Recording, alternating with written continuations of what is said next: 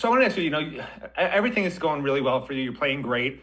I just wanted to ask you, so I think you said nothing really has clicked differently, but somehow you seem more comfortable in the offense. Is there anything you could sort of point your finger to as to the last few games, just sort of like how it's all come together? I think we've just played really good complementary football, right? The run game has been very explosive. The pass game has been very explosive. Our screen game, just play action pass, drop back pass. We've converted on third down in a very high percentage. Once we've gotten into the red zone, we've been able to obviously punch it in and finish drives with points. So again, I don't think it's a me thing. I just think it's a offensive, just collectively as an offense, we've been executing and we've eliminated negative plays, penalties. We've really done a really good job of playing discipline, but still playing fast and being explosive, which can be challenging to do at times. So, I mean, offensively, we've been playing really, really well and just looking to do that, as we head into this game. Go to Adam Lichtenstein next. Adam. Hey Carson, I got a three-pack of questions. The first, I guess, is just looking at Pitt. What stands out about their defense to you? Yeah, they obviously have a really good defense, really good coach, that the structure of their defense does a really good job of, opposing challenges as far as pressures and different press looks, bail looks, different zone coverages, things of that sort. And, they're a rowdy bunch that fly around and swarm to the ball and they make plays on the ball. So again, they're going to pose a challenge to us and they do a lot of really good things. So again, we're looking forward to that and, being able to go out there and execute as offense. And then obviously, you've played in a lot of big games through your career, games that have playoff implications, conference implications, and everything. What's the key to staying focused? Maybe isn't the word I'm looking for, but just like not letting the moment get too big for you and your teammates.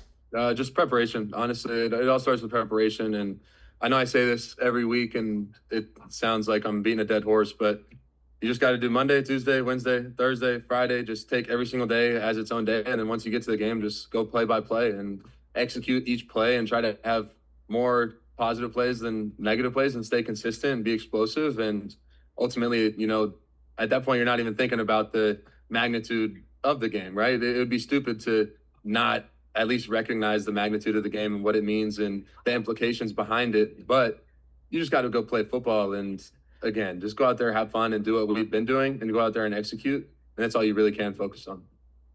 And then lastly, you spent your whole career in Florida and Georgia. What are you looking forward to or maybe nervous about or considering when it comes to playing, in 35-degree weather up in Pittsburgh? That's real football weather. I mean, I feel like we haven't played in any cold weather this year, really. I was expecting Virginia to be a little bit colder, and when it wasn't, I was kind of disappointed, to be honest. I think sometimes that cold weather and that chill gives you like an extra little grip on the football. And again, it's November, right? It's November. It's getting to the playoff time, right? These games mean the most. Hey, remember what you do in November. Everyone knows that saying. But again, it's football weather. We're excited. We're looking forward to it. And we're just ready to go compete. Thank you. Good. Jordan McPherson next. Jordan. Yeah. Hey, Carson. Thanksgiving week, just I guess the general question, what are you thankful for this year? Shoot, all of this, honestly. I think there's so many things that I'm thankful for, especially this university, these coaches, these players that I've had the opportunity to come out and play with. I mean, honestly, everybody in the facility. This year has been, again, a roller coaster of a ride from January, especially just for me individually, but even as a team, facing adversity and battling through that and, coming together as a team. I'm really thankful for the way that these guys work, the way that these guys carry themselves, and the way that we just show up week in and week out and continue to work regardless of anything that's ever happened. So again, super thankful for this team, for this university, for these coaches, and just looking forward to, this one guaranteed game that we have left. And then with that one guaranteed game left, you got Fletcher back last week. CJ played a little bit. Just the fact that you guys are getting healthier for this final guaranteed game, just the importance of that going into this game on Saturday.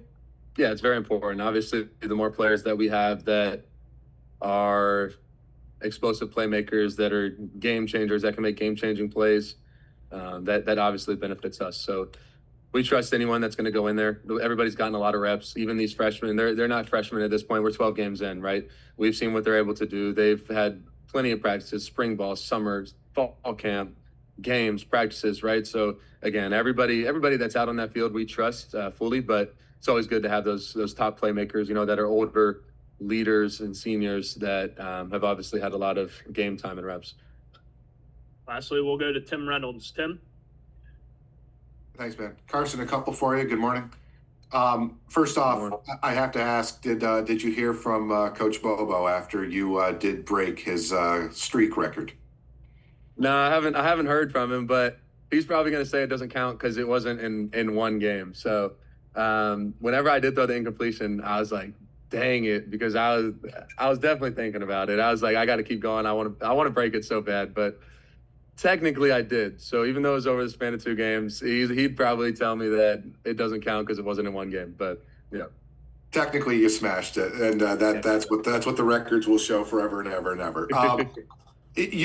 Look, I know you're biased. Obviously, you think this team is a great team, and you have no reason not to think that. You've been on teams that have played for the Natty, have won the Natty. Is this team in that conversation as somebody that just has, it should be one of the 12? How would you say that this team should be one of the 12 that gets to move on? I think what I've said since the beginning of the season is the true testament of a team is how they respond when they face adversity. And we faced adversity this year. We we maybe slipped up a little bit, and maybe didn't play our best, and we fell short a couple of times, and adversity was right in our face. And I don't know, you can go look at the games.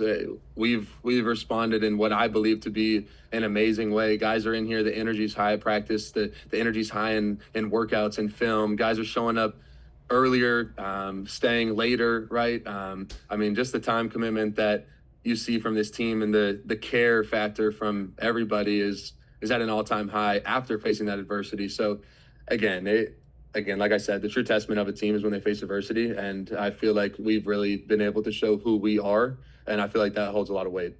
Last one real quick. Will you watch tonight? Or, again, it's sort of, you guys have to perform Saturday to have a chance at this thing. Will you even bother watching tonight, or is it just completely locked in on Saturday for you? Y'all know how I am. After this, I'm gonna go meet with the wide receivers. We'll go watch film for an hour, and then quarterbacks will meet together. We'll watch practice back for an hour, and then I'll go watch my red zone tape. And I can't give my secret sauce of my film week. But just know I'm going and keep going. So, and then once I leave the facility, I'm home, maybe, chill, play some video games, play the piano, try to relax my mind, and then it's to bed, and then back up at 5 a.m. and back up here ready to work on a Wednesday. So, man, just continue to prepare and get ready. And again, that is out of our control, and all we can control is what we're able to go do this Saturday.